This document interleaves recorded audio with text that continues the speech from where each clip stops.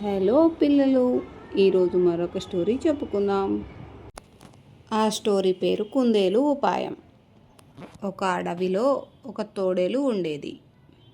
ఆ తోడేలు ఒకరోజు ఆహారం కోసం వెతుకుతూ ఉంటే దానికి ఒక చోట కుందేలు కనిపించింది. వెంటనే వెనక నుండి పోయి వేగంగా కుందేలు మీదకు దూకింది. ఆ కుందేలు చాలా తెలివైనది.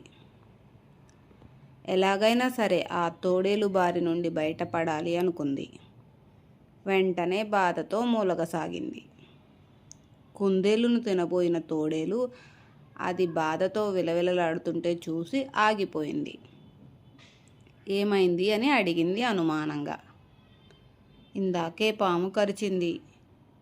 ఒంటి నిండా విషం పాకుతుంది. ఆ బాధను భరించలేను. వెంటనే చంపు అంది మెలికలు తిరుగుతూ. తోడేలు అదిరిపడింది. ఆ కుందేలును తింటే విషం తన శరీరంలోకి కూడా పోయి తాను కూడా చనిపోతానని భయపడింది. వెంటనే కుందేలును వదిలి పారిపోయింది. మరి కథ ఎలా ఉందో చెప్పలేదు. కథ నచ్చితే కామెంట్ చేయండి.